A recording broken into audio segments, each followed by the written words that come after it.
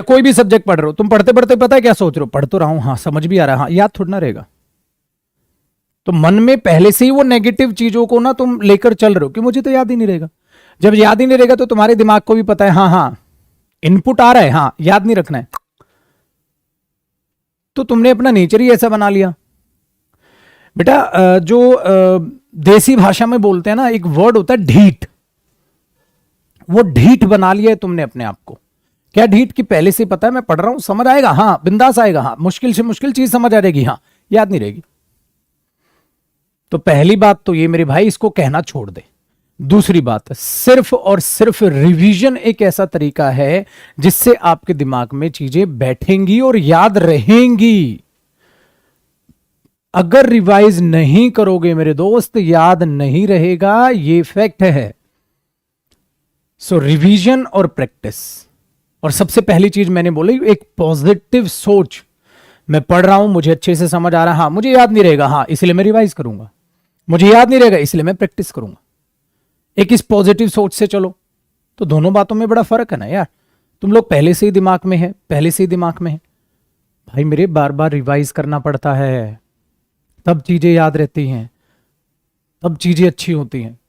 अब भगवान ना करे कोई स्टूडेंट जब एक बार फेल होता है तो वो दूसरी बार जब पास होता है उससे पूछो भाई तूने क्या किया।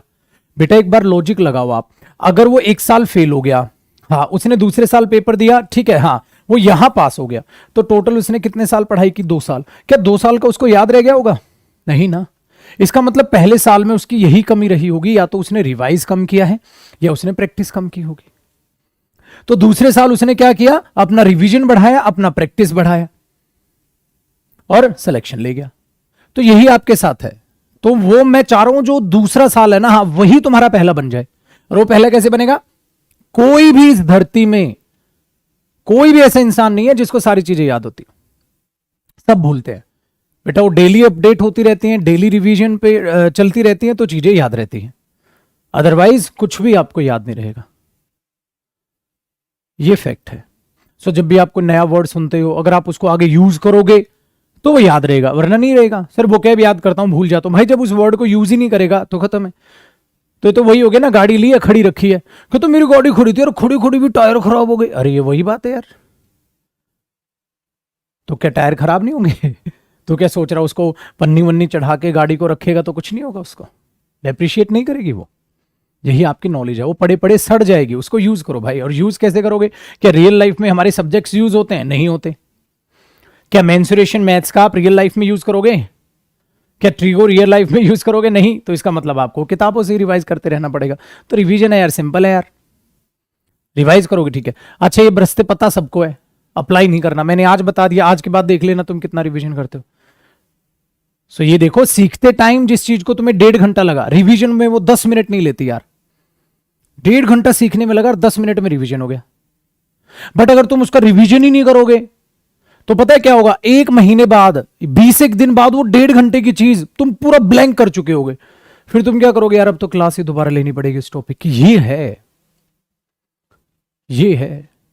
तो उस चीज को जरा सीखो, उस चीज को जरा सीखो। रिवीजन करोगे टाइम टू टाइम तो 1.5 घंटे की चीज 10 मिनट 5 मिनट में रिवाइज कर लोगे। आंखों से पढ़ते हो तुम यूं, रेस्टोरेंट ना ये बताया था ही, और टीचर के डायलॉग भी याद आ रहे होते हैं। बट अगर वो 15-20 दिन ऐसे ही सड़ गई, खत्म। तो जब अगली क्लास लो तो पिछली क्लास का नहीं भाई, सारा रिवीजन करो। वीकेंड पे पूरा का पूरा वीक जो पढ़ा है वो फटाफट से रिवीजन करो। वो कहते हैं ना, किसी महान इंसान ने कहा है, नया कम पढ़ो बट पुराना रिवाइज ज्यादा करो। नया थोड़ा थोड़ा ऐड करते चलो। तुम क्या करते हो? नया ऐड कर लो, हाँ फिर उसको साइड कर दो, फिर और नया ऐड कर दो, फिर उसको साइड कर दो। इसका कोई फायदा नहीं है, ठीक है? ध्यान रखिएगा। तो इसलिए प्रैक्टिस करो, परफेक्ट प्रैक्टिस करो, तब आप परफेक्ट बनोगे। चलो मेरे दोस्त, अब आगे बढ़े तो इसका ध्यान रखिएगा आज के बाद।